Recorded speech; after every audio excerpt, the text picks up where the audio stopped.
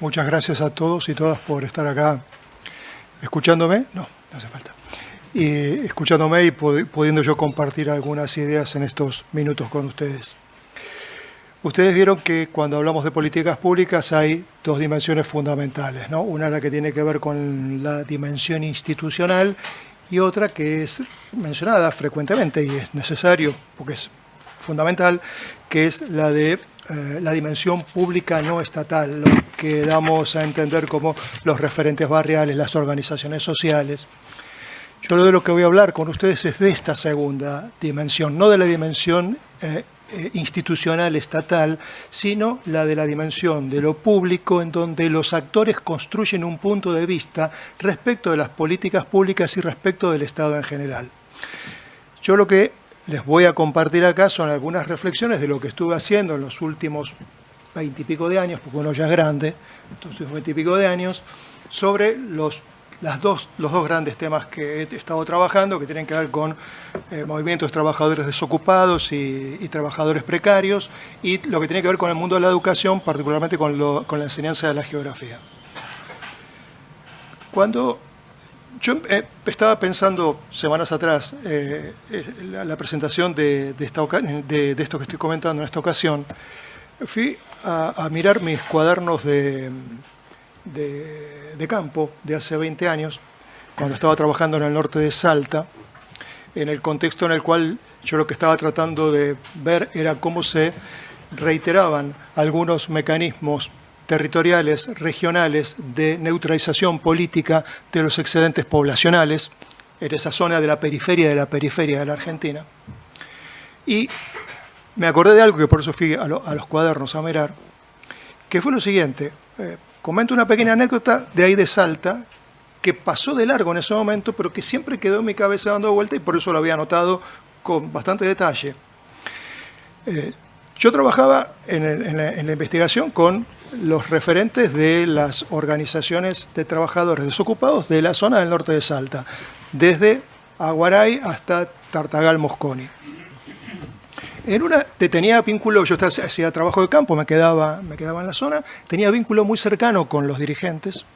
Y en el caso de una de las organizaciones, se produce en un momento una confusión. Yo comino de ir y encontrarme con el dirigente, voy a la institución y la persona que estaba encargada de gestionar la puerta me hace entrar.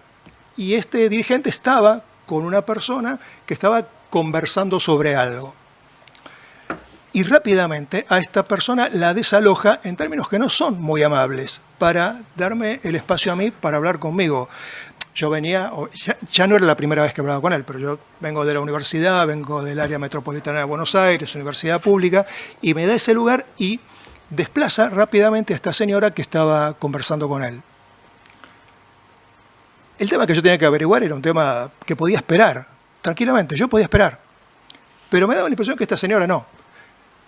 Al tiempo, cuando yo termino de tener esta conversación con el dirigente, me encuentro con esta señora y esta señora estaba gestionando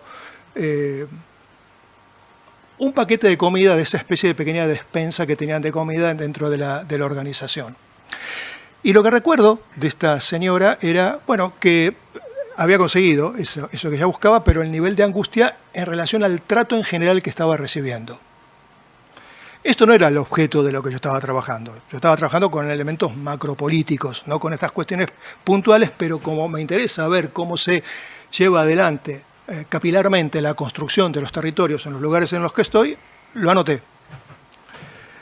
¿Cómo funcionaba Mosconi y el norte de Salta en general? Ahora voy a llegar a la área metropolitana, van a ver por qué. Lo que pasó en Mosconi en este momento, en esos años 2002, 2003, 2004, es que a partir de la gran crisis derivada de la crisis del 2001, más la privatización y la privatización de YPF, es una enormidad de gente la que quedó por fuera de un modelo de ocupación estable, y lo llamativo es que esta enormidad de gente superó las posibilidades de las redes clientelales locales.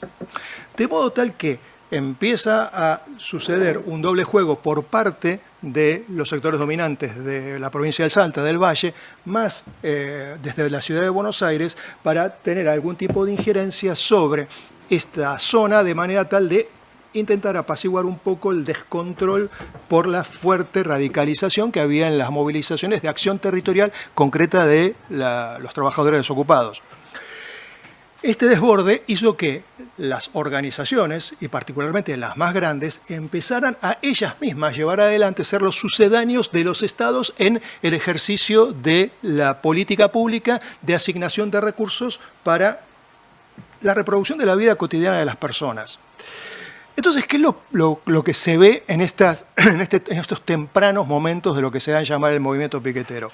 Ahí lo que vemos, o lo que yo advierto, es, primero, una instalación de gran parte de la población en lo que daríamos a entender el universo de la ayuda, en vez del universo de los derechos de ciudadanía social. Es decir, hay un desplazamiento y una instalación. Es decir, el punto de vista es el punto de vista de alguien que requiere ayuda y que porque requiere ayuda hasta es posible que sea maltratado y bueno, se soporta cierto maltrato, como el que sufrió esta señora. Entonces, a partir del año 2002, 2003 y 2004, se torna de especial importancia el otorgamiento de la posibilidad de hacer cierta gestión de recursos a las organizaciones sociales. Llegado el año 2004, vamos a encontrarnos que se incorpora en el área metropolitana de Buenos Aires toda la dimensión de manera modular de toda la experiencia de corte de ruta y de construcción barrial que se estaba haciendo en este caso específico de postcrisis del año 2001. Esto se va a dar en un marco en el cual desde el Estado Nacional, el Gobierno Nacional, había una decisión establecida, clara y precisa de llevar adelante un desplazamiento del poder de los intendentes y también de las redes clientelares existentes en las distintas zonas del área metropolitana de Buenos Aires. Bueno, son dos frentes muy fuertes. Desplazar intendentes, pero sobre todo desplazar la dimensión de toda la tradición cultural de las redes clientelares establecidas en los territorios, porque la idea era tratar de ir por encima de eso desde una idea centralizada desde el Estado Nacional y a partir de ahí tener acuerdos con los dirigentes de las distintas organizaciones sociales del área metropolitana.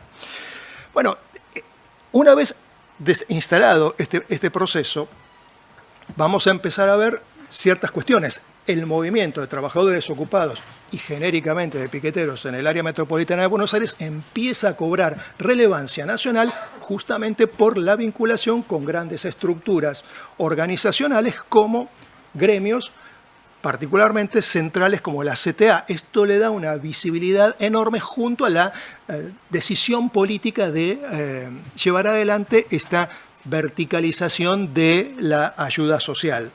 Entonces, todos estos años que van desde 2003 hasta fines de la década del 2010, vamos a ir pasando de la idea de que el trabajo estable se pierde y las organizaciones, con muchas diferencias entre ellas, empiezan a dar la posibilidad de encontrar trabajos que son inestables, que son a corto término, en pequeño término, pero ya es el horizonte posible. Es decir, se queda instalado ya un horizonte de precariedad en relación al mundo del trabajo. Eso, como correlación, va a tener una incidencia de precariedad en relación al hábitat en los barrios en los cuales está esta población, sostenida durante mucho tiempo.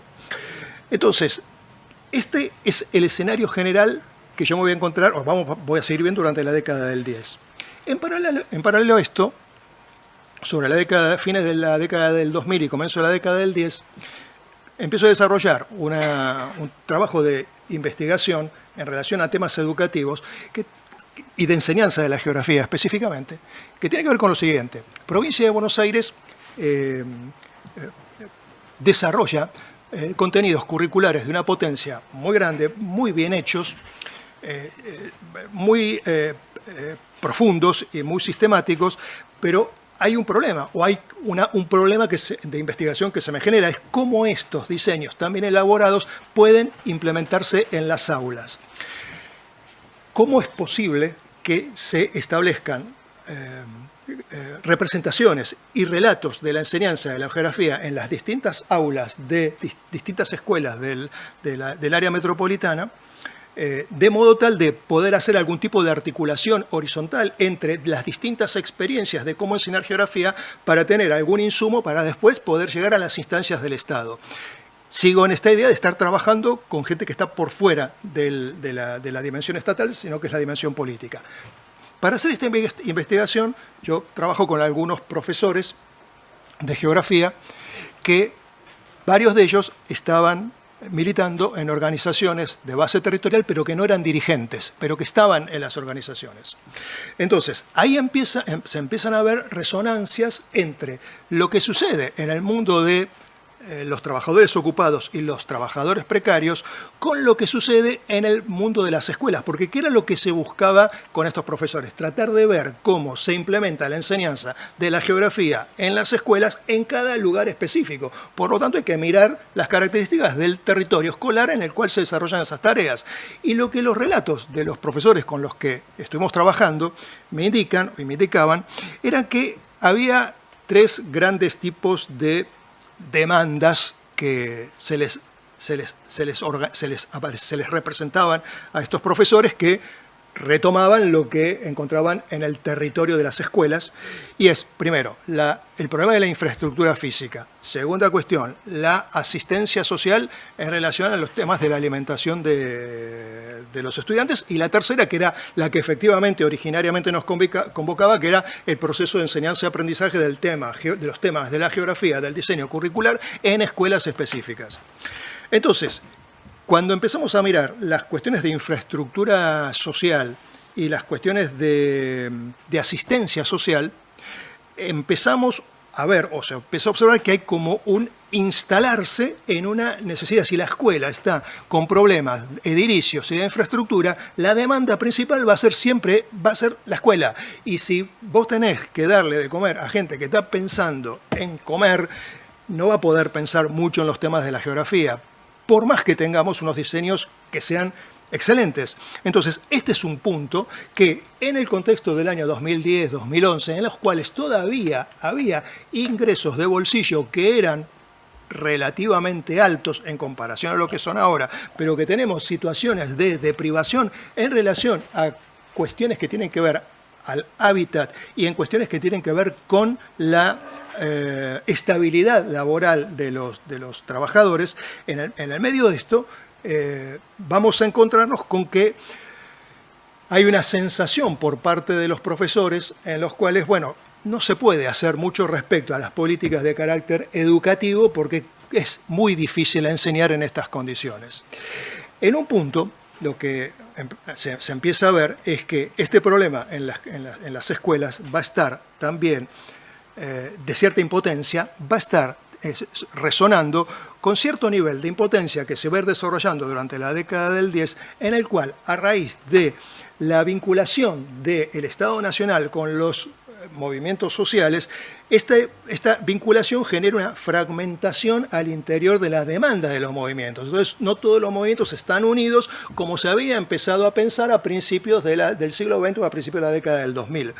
Esta circunstancia hace que se empiecen a observar territorialmente dos posibilidades. Una que es, bueno, lazos sociales que se van construyendo a través de la gestión que hacen las organizaciones y los referentes barriales en su vinculación con agentes del Estado, pasando más allá, yendo más allá de las redes clientelares, pero que sobre la década del 10 comienza a ver, pasamos de un enfrentamiento entre el movimiento piquetero y las redes clientelares, pasamos a una especie de hibridación entre ambas a final de la década del 10. Entonces, la sensación es decir, el punto de vista que van construyendo las personas que no son los integrantes, los que están en las dirigencias, es de una sensación de, bueno, me quedé solo. No hay mayores posibilidades para mi desarrollo. Quedo dependiendo de lo que los referentes territoriales o los referentes de las organizaciones sociales me puedan aportar. Entonces, claro, ¿cuáles serían 2 o 3 conclusiones que puedo sacar de esta resonancia entre estos dos mundos, ¿no? Trabajadores desocupados y precarios y el mundo de la escuela en relación a las políticas públicas, vista desde lugares de personas que no están en el Estado gestionando. Los profesores de escuela sí están en el Estado porque son profesores, pero no están gestionando. Bueno, la primera cuestión es que la precariedad y el desempleo formal crece mucho más rápido que las posibilidades reales de lo que se va a llamar el Estado presente. Esto es visto por los actores del territorio, que no son dirigentes ni que están en el Estado, y más adelante, sobre todo a partir sobre todo después de la pandemia, pero comienza antes de la pandemia, hay un movimiento de desplazarse respecto de la idea de ayuda y volver a pensar la idea de los derechos. Y la idea del derecho no tanto en términos del derecho social de tener un trabajo estable, bien remunerado, asalariado, sino el derecho a no ser obstaculizado por el Estado, que lo que genera son instancias en las cuales tengo que estar esperando que me den algo y que en ocasiones, como la señora de Mosconi, sienten en ocasiones que pueden sufrir un maltrato. Hay una idea que empieza a instalarse, que es que hay un desplazamiento de un horizonte de cierta chatura hacia una posibilidad de una cierta mejora, poniendo en juego las dimensiones individuales que estén por encima de esta dimensión pública que yo estuve comentando antes, que se estuvo desplegando en los últimos 20 años.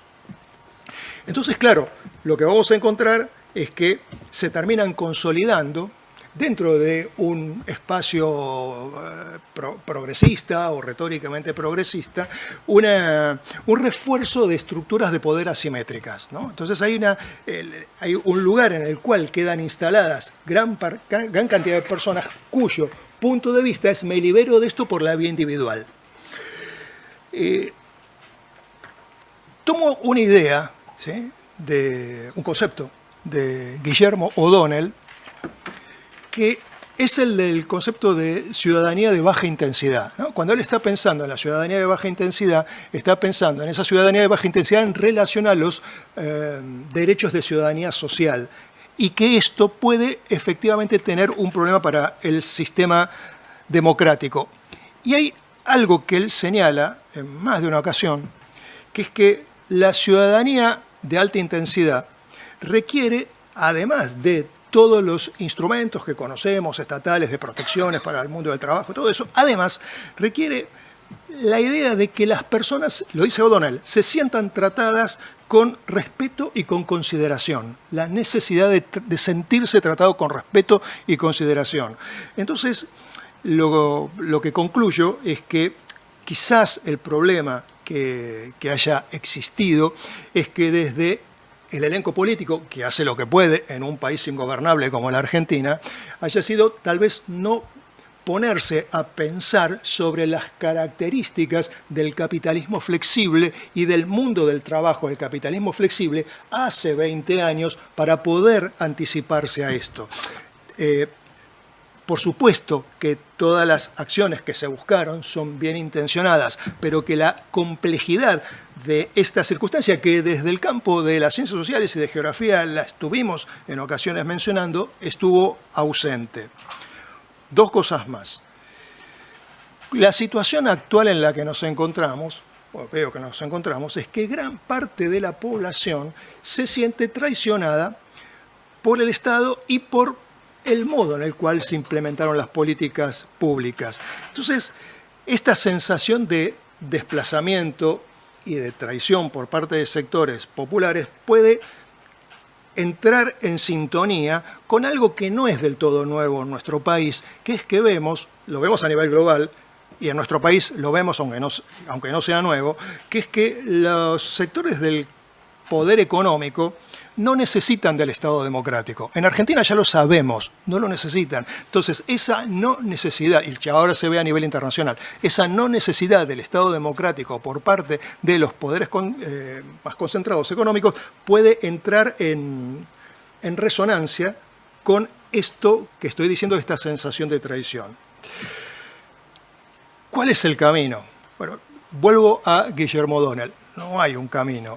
Por lo menos lo que yo creo es que tener honestidad de ver qué es lo que nos ha sucedido, y tomo una idea de él, de su último libro, que escribió poco antes de fallecer en el año 2010, es el libro, que se llama Democracia, Agencia y Estado, el capítulo 2, y él dice que al ciudadano conviene concebirlo, miren, como una figura dotada de razón práctica y discernimiento moral, que hace uso de su capacidad intelectual y motivacional para tomar decisiones que son en principio razonables en función de su situación y metas de las cuales, salvo prueba concluyente en contrario, se considera que es el mejor juez.